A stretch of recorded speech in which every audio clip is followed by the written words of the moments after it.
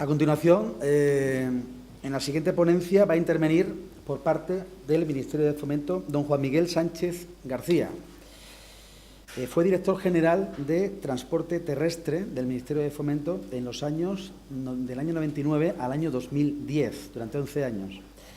En el de 2011 al 2013 presidió el Comité de Regulación Ferroviaria y a partir del 2014 es asesor en la estrategia logística y coordinador de proyectos de la unidad logística del que el Ministerio de Fomento ha creado recientemente. Muchísimas gracias, Miguel Ángel, por tu presentación y tu invitación, y buenos días a todos. Es un placer estar compartiendo esta jornada y bueno, pues tengo que dar las gracias y sobre todo deseo muchos éxitos a este tercer foro FICON.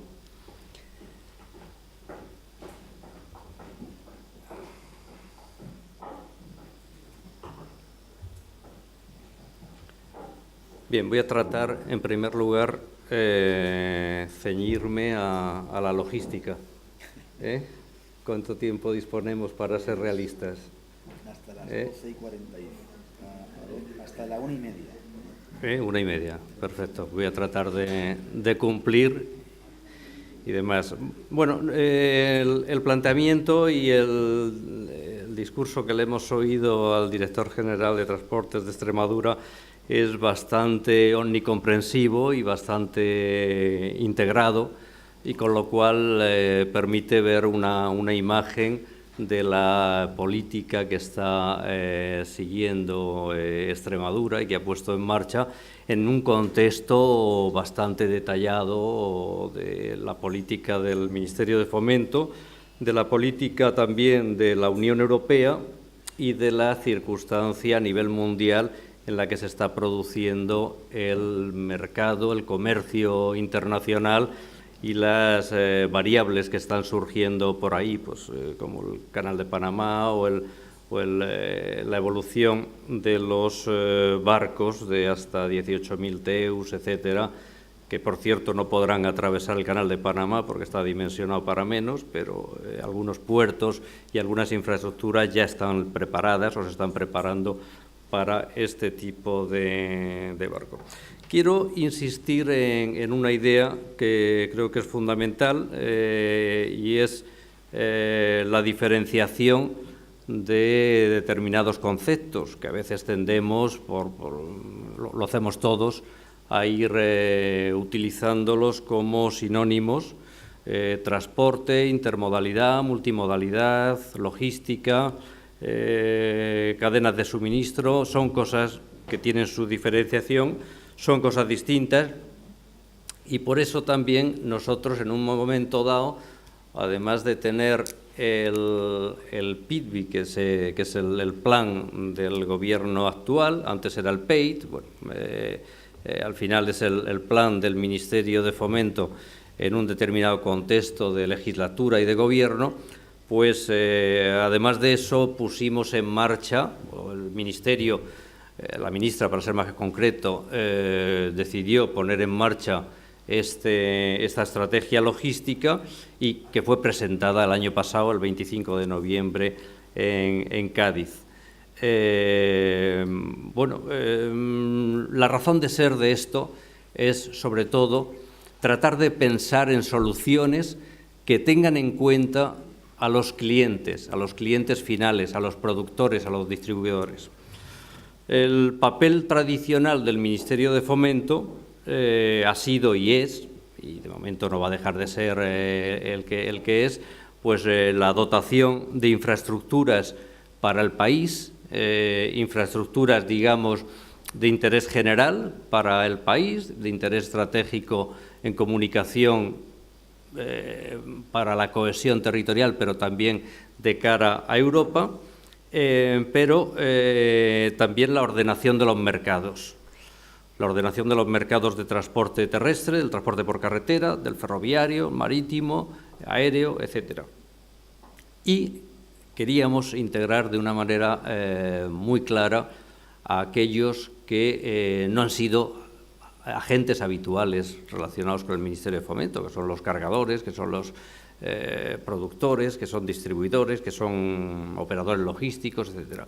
Por eso es el enfoque de la estrategia logística, porque ahí hay determinadas medidas que podrían estar en cualquier plan, en el PITBI mismo, el Plan de Infraestructura, Transporte y Vivienda, pero se han sacado y se le han dado esta autonomía porque se quiere poner en el centro, en el punto de mira de la reflexión y de cómo organizar las cosas al mundo del transporte, al mundo de los operadores y al mundo también, en definitiva, de los cargadores y los que necesitan en el comercio internacional pues llevar una mercancía de un punto a otro.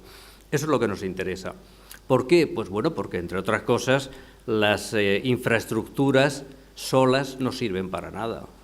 Bueno, tenemos el caso, desgraciadamente, en estos años de situaciones en las que todos tenemos ejemplos en la cabeza de infraestructuras que luego pues se han quedado ociosas, se han quedado vacías, etcétera.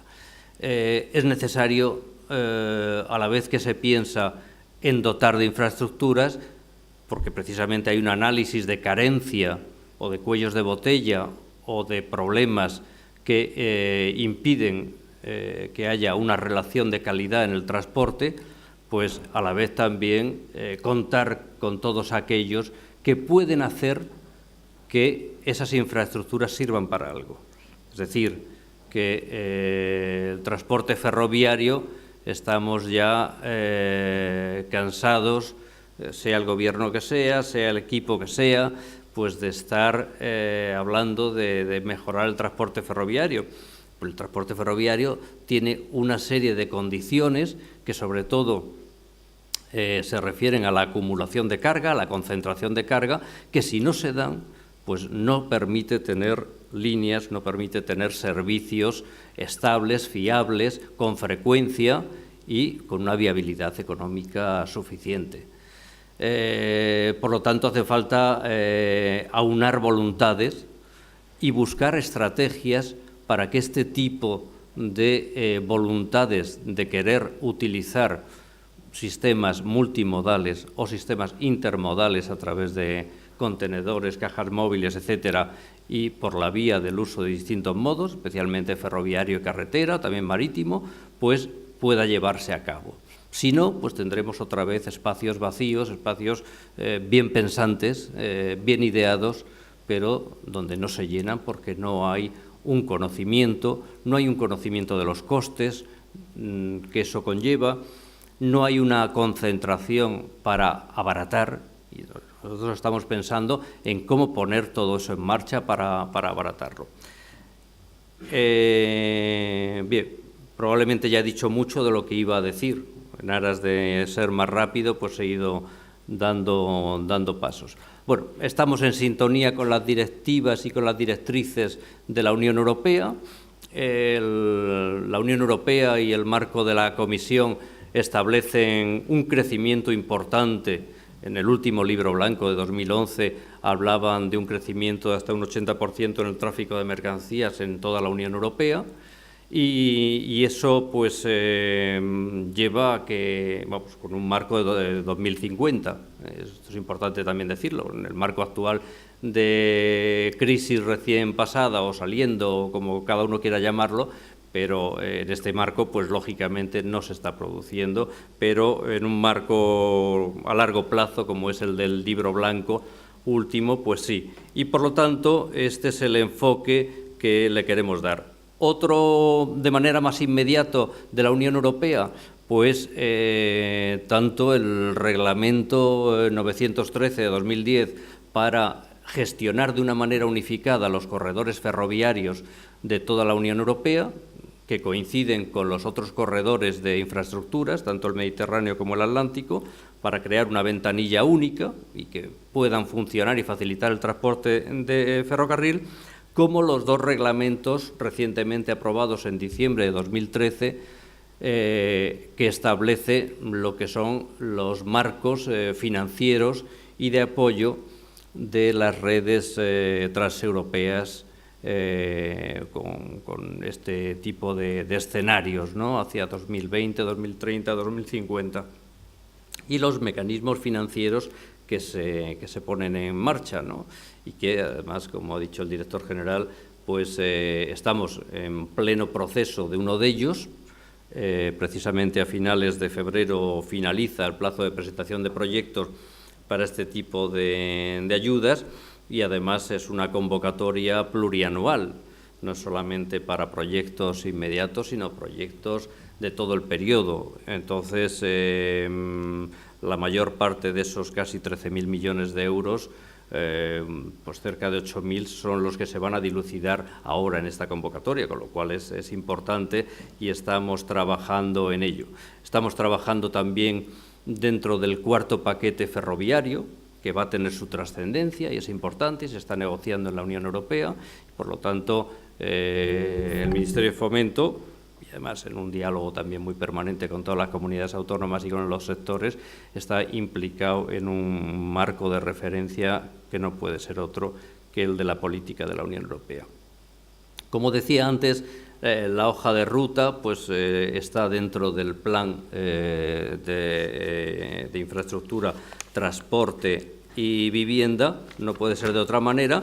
Lo único que dentro de este plan pues hemos tratado de desarrollar otro brazo pensando en el enfoque que he dicho antes, ¿no? Que es el de tratar de colocar en el centro de la actuación a los sectores que realmente producen el movimiento de la mercancía. Y son los que te vienen a contar sus necesidades. Oiga, que yo necesito pues colocar mi producto en tal sitio, o me surge este negocio, y bueno, pues tengo dificultades, o los costes logísticos me suben a un 20% cuando mi competidor está en un entorno de un 7 o de un 10%. En fin, ese detectar las necesidades y ayudar al que tiene que llevar la mercancía es realmente el enfoque y la razón de ser de esta estrategia, porque al final la infraestructura es un medio para los operadores del transporte y la economía de los operadores del transporte y su organización es otro medio para la logística y los productos y el comercio. Por lo tanto, cada uno está al servicio de otro y por eso es esta razón de ser. Por lo tanto, tratamos de desarrollar en España un hub de mercancías, es decir, un centro, una red de centros y una red tanto lineal como nodal que responda a los criterios y necesidades. No partimos de cero, lógicamente. Se han hecho en estos últimos 30 años grandes obras y grandes proyectos y los puertos españoles tienen una gran calidad, compiten entre ellos, colaboran en algunas cosas también entre ellos. Hay grandes redes, kilómetros de autovías, en una red de carreteras en nuestro país que no es poca cosa, más de 300.000 kilómetros y utilizamos a todos los titulares que hay de ellos, 14.000 de autovías, pero carreteras, es decir, que llegamos hasta el último rincón del país. Es verdad que 15.000 de vía férrea y la vía férrea que se utiliza para mercancías, pues digamos que con problemas, mal mantenida, problemas de interoperabilidad, problemas de conexión, por lo tanto, con la red europea, de conexión interna. No olvidemos que tenemos ya 3 redes en nuestro país, una de ancho europeo, otra de ancho ibérico y otra de ancho de métrico, y eso supone problemas de interoperar y trabajar en esas redes. Y, por supuesto, pues tenemos también dificultades en materia de nodos, de terminales intermodales interiores. Hay una pluralidad tremenda de este tipo de terminales. Unos los han llamado puertos secos, otros zales, otras plataformas logísticas. Las hay privadas, porque las empresas tienen derecho a desarrollar su propia terminal. Las hay público-privadas, con todos los componentes que queramos añadir, participando ayuntamientos, comunidades autónomas, autoridades portuarias, entes públicos del Estado, las hay puramente públicas. En fin, hay una gran cantidad de ellas que nacen de las competencias que se tienen y del reparto territorial y competencial en el territorio que se tiene. Por lo tanto, no nada que achacar a ello, pero sí queremos también darle a todo ese proceso, sin meternos en las competencias de nadie, que no podríamos, pero darle un poco de coherencia a todo el sistema. Eso es lo que estamos tratando de hacer.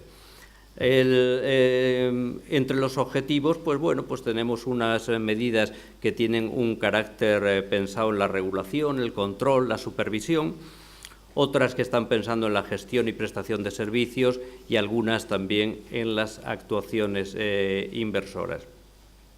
Voy a mencionar algunas de ellas rápidamente para ceñirme al tiempo que tenemos.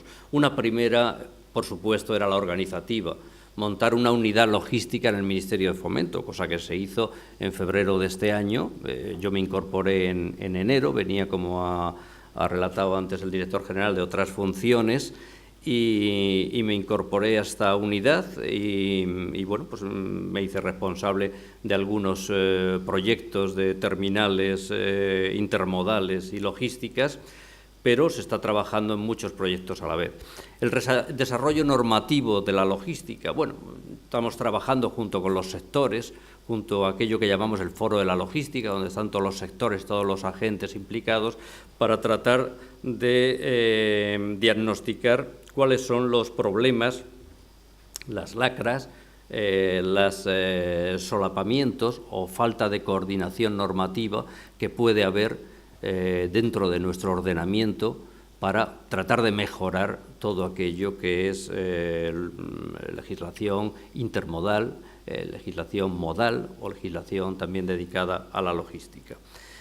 No digo que sea una materia fácil y no estamos encontrando de momento elementos de mucha sustancia como para que den lugar a una ley propia de la logística, pero es un trabajo intenso y muy rico que estamos llevando a cabo. Nuestro país, por ejemplo, se caracteriza por tener mucha legislación modal, aérea, marítima, carretera, ferroviaria, pero no tiene una legislación intermodal donde dialoguen las leyes entre sí y donde tengan en cuenta que un puerto no es una infraestructura marítima, sino que es terrestre marítima. Un aeropuerto no es una infraestructura aérea, es aérea terrestre. Y un nodo intermodal de los que estamos hablando, pues tiene que ser un lugar, una interfase donde dialoguen dos modos al menos, la carretera y el transporte ferroviario. Bueno, pues eso las normativas tienen que ayudar también a unificar todo eso. Y muchas veces también donde la normativa no llega, sí que puede llegar el entendimiento, que es por lo que apostamos también, que es la concertación interadministrativa. Es que las comunidades autónomas, los entes locales, los ministerios, el Ministerio de Fomento o el de Economía, si se trata de Mercasa o del que sea, o el ente público que sea de carácter estatal, pues tendrán que coordinarse, tendrán que conveniar cómo llevar a cabo actuaciones para poner en común medios, recursos y sobre todo facilitar el planeamiento urbanístico o cualquier otra decisión que haya que tomar y que llevar a cabo. El impulso de la liberalización del transporte ferroviario de mercancías es un tema fundamental. Llevamos desde 2005 teóricamente con el transporte ferroviario de mercancías liberalizado, pero lo cierto es que existe Renfe y 4 o 5 empresas más, de las cuales realmente operativas y dando servicio, pues puede que estén 4 y con unos niveles, pues bien es verdad que han ido creciendo en los últimos 5 años, su cuota ha ido aumentando, pero todavía es una cuota de participación muy pequeña respecto a Renfe.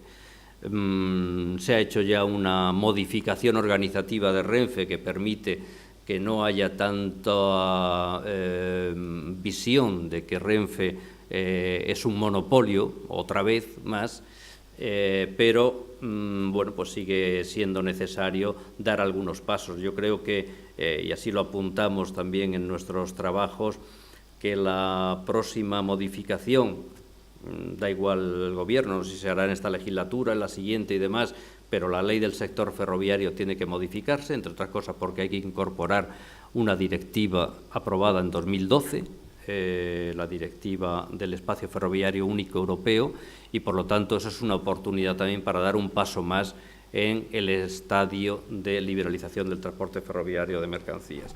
La mejora de la formación no es un tema baladí.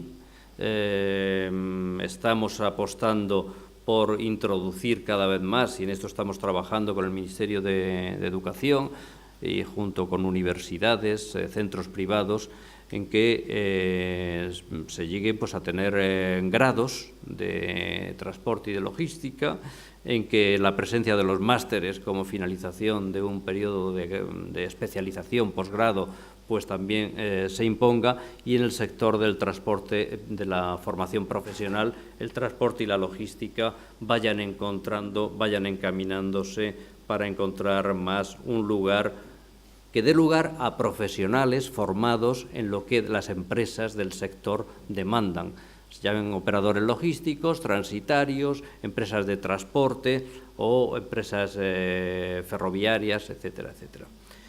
La elaboración de un código de buenas prácticas. Bueno, pues estamos tratando de ser el motor que origine este tipo de códigos, que al final no olvidemos que esto es un medio de autorregulación. Por lo tanto, son los sectores económicos los que tienen que dotarse de códigos de buenas prácticas como un compromiso ético frente a la realidad, socialmente, frente al medio ambiente u otros compromisos de carácter social.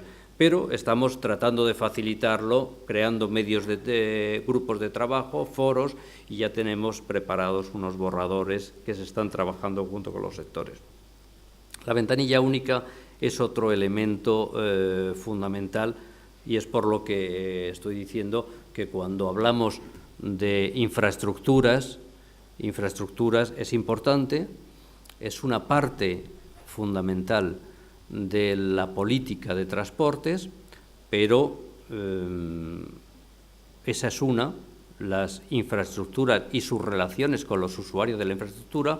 Otras son los operadores, es decir, los mercados de la operación del transporte, su relación con sus clientes, con sus proveedores, es otro canal, y un canal tercero es todo el espacio, todo el nivel de relaciones, de interrelaciones y de información, el flujo de información entre privados y administraciones públicas.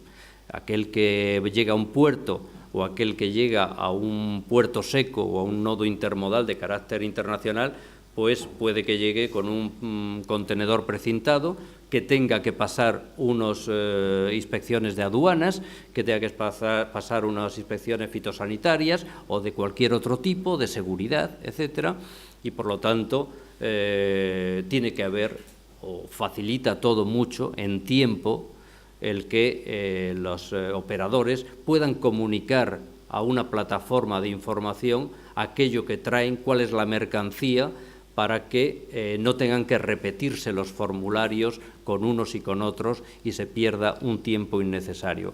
Gastar lo menos posible, tanto en dinero como en tiempo, es un poco también la filosofía de todo esto, porque es la base de la reducción del coste logístico.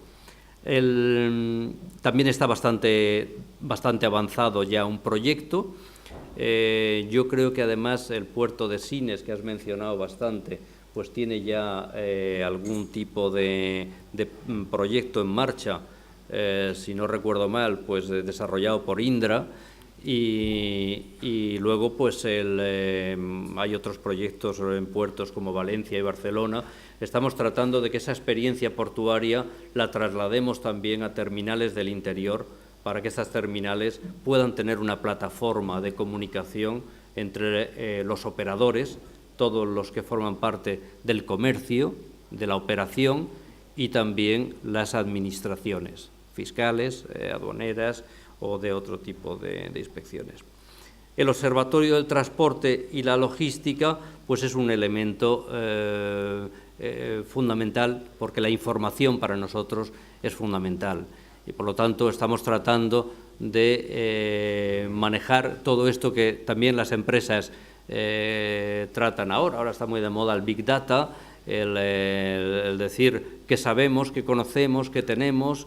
DHL, por ejemplo, pues es una empresa importante a nivel mundial, de capital alemán, pero a nivel mundial, y tiene una cantidad de datos, como los tiene Amazon, como los tienen tantos y tantos, y con ello, estudiando lo que tienen, qué es lo que mueven, saben cómo está el mercado, cuáles son los deseos de los clientes, cuáles son los productos, cuál es, en definitiva, la demanda y los flujos de esa demanda en el mundo.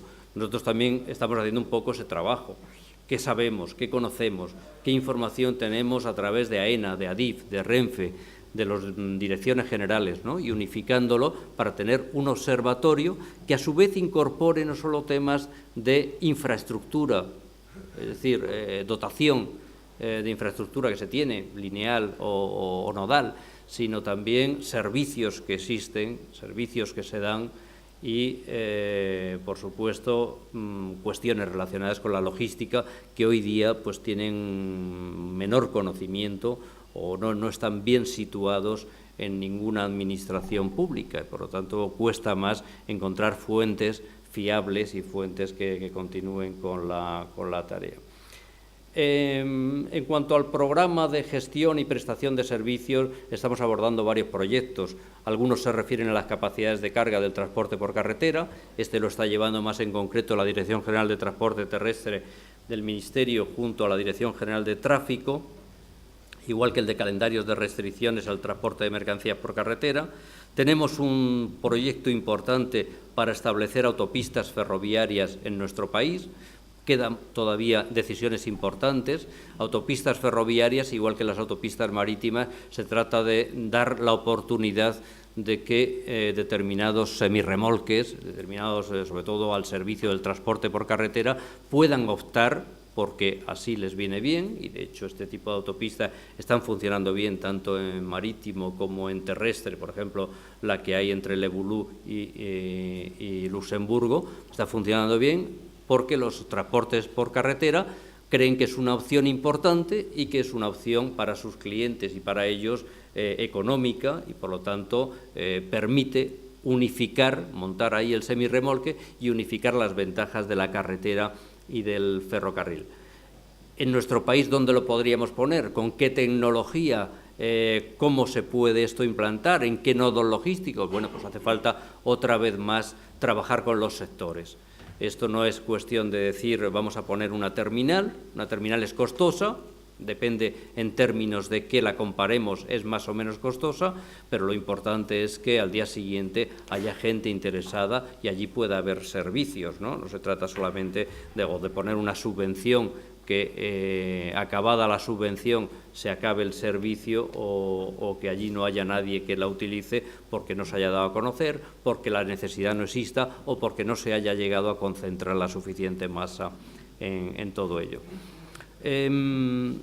Estamos trabajando en los modelos de gestión de las terminales intermodales. ¿Qué modelos son los necesarios? He dicho antes que existen ya muchos modelos en nuestro país, modelos públicos, privados, público-privados, con muchas componentes y variantes en toda la fase de desarrollo y explotación de las terminales intermodales y de las plataformas logísticas. Nosotros ya puedo adelantar que nos inclinamos más por razones circunstanciales y también por razones de cómo están funcionando en Europa y cómo están funcionando en algunos países o incluso en España, algunos que están funcionando de esta manera. Nos inclinamos más por una promoción público o público-privada, o bien privada, que están en su derecho de hacerlo, los privados. Es el caso de muchas empresas productoras o cargadoras, o de BASF, por ejemplo, en Tarragona, una gran multinacional de la química, que va a poner en marcha junto con otras empresas una gran terminal para uso de terceros, de ellos también, pero para uso de terceros. Eso es una opción. Por lo tanto, lo público-privado en la promoción, en la concepción, pero luego en el desarrollo, construcción, comercialización, etcétera, y explotación de los servicios, basado en la parte privada, es decir, estos son servicios de mercado, no son servicios públicos, no tienen esa concepción ni en el derecho europeo ni en el español y, por lo tanto, tenemos que clarificar las cosas yendo a ese modelo que está funcionando en España. Pues, por ejemplo, tenemos terminales bastante pequeñas pero exitosas en ese sentido. Por ejemplo, en Madrid, en Coslada, en Guadalajara, Azuqueca, en Zaragoza, pues TMZ, en fin, hay diversos ejemplos por toda España y ejemplos que están ahora mismo ya poniéndose o que quieren estar en desarrollo y que pues responden a ese modelo. Mejora de la competitividad en los puertos, autopistas del mar son algunas de las tareas que están también por delante. No es fácil en las autopistas del mar, ha habido diversas políticas, ha habido empresas que, pues como Grimaldi, una empresa italiana que ha puesto servicios distintos entre distintos puertos españoles y distintos puertos italianos, que se ha beneficiado a veces del ecobono italiano, pero no ha tenido tanto una ayuda propiamente dicha. Ha habido otro tipo de políticas, como la que puso en marcha el gobierno español y francés para poner en marcha en la fachada atlántica conexiones de autopistas marítimas, como eran las conexiones de Gijón-Nantes o la de Vigo-Nantes, que luego pues, ha extendido a Algeciras, Vigo, Nantes, Le Havre, que no está todavía en marcha y esperemos que lo pueda estar para principios de año, pero tiene una complejidad en la puesta en marcha de todo esto y, sobre todo, como cualquier otro proyecto, concentrar carga, fidelizar a los clientes y enseñar que eso está ahí y que eso puede dar lugar a una alternativa a la carretera. Nosotros, completo con esto los datos que antes daba el director general, tenemos una gran dotación de infraestructuras en nuestro país, podemos sacar pecho a veces en exceso, ¿no? Dices, bueno, nuestra posición yo creo que tenemos demasiado bien las cosas, ¿no? Pero luego tenemos nuestros cuellos de botella, hay que pasar por los Pirineos. El paso central está de momento cerrado y al otro lado no se nos escucha. Y en los lados pues está también saturado de transporte por carretera. Por lo tanto, el transporte marítimo es una alternativa, el ferroviario es otra, que no termina de despegar en los pasos transfronterizos. Y por lo tanto pues hay que explotar al máximo todas estas posibilidades, ¿no? Bien, he ido ya adelantando todo esto. La cuestión de los accesos, la conectividad y demás, pues bueno, pues son también parte de lo que estamos trabajando junto con el ente público Puertos del Estado, las autoridades portuarias y bueno, pues lo que forma parte de la idea de inversiones futuras de la estrategia logística. La conectividad con los accesos primero portuarios, tanto a los puertos viarios como ferroviarios. Se están estudiando distintas opciones, sobre todo en algunos puertos, Gijón, Barcelona, Cartagena, en fin, hay varios proyectos en marcha y pues recientemente el Gobierno aprobó también la creación de un fondo para ayudar a dotarse financieramente este tipo de accesos. La mejora de la conectividad es algo que está muy ligado a las terminales, a lo que hemos llamado nosotros en la estrategia logística los TILOS, terminales intermodales y logísticas. Los TILOS, que son estas terminales, pues como el que la Junta de Extremadura está impulsando en Badajoz, u otros de otra naturaleza, están muy ligados a la conectividad de la zona de influencia de los puertos. La explicación del director ha sido clara respecto a la interacción entre el proyecto de Badajoz y Sines, pero en eso tenemos el puerto de Bilbao con sus ideas de crecimiento, el de Gijón lo mismo, el de Vigo, el de Barcelona, el de Valencia, Cartagena, Málaga, Cádiz, Algeciras, etcétera. Cada uno tiene su proyección en el interior y, por lo tanto, tenemos que hacerlo compatible con otros proyectos que son de la comunidad autónoma, que son de los entes locales, que son de los ministerios y de los entes públicos, y toda esa coordinación que es trabajosa es en la que estamos ahora mismo trabajando. Y todo esto lo estamos haciendo para finalizar de la mano de los sectores. Hemos firmado ya diversos convenios con ANFAC para el automóvil, con FEIQUE para la industria química, también con AECOC para los productos generales y gran distribución, porque pensar en las cadenas de transporte y pensar en las cadenas también de aprovisionamiento de las grandes industrias significa poner un poco el zoom en los problemas concretos que cada uno tiene. Muchas veces no se parecen o en el territorio no tienen las mismas circunstancias.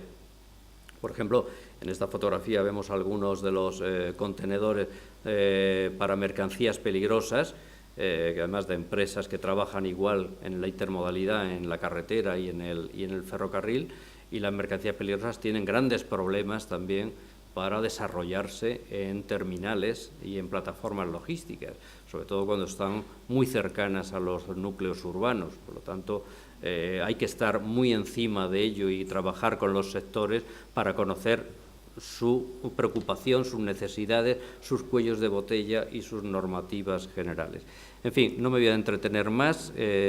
Por mi reloj son 1:30 pasadas 1 minuto. Y muchísimas gracias a todos por la atención. Gracias.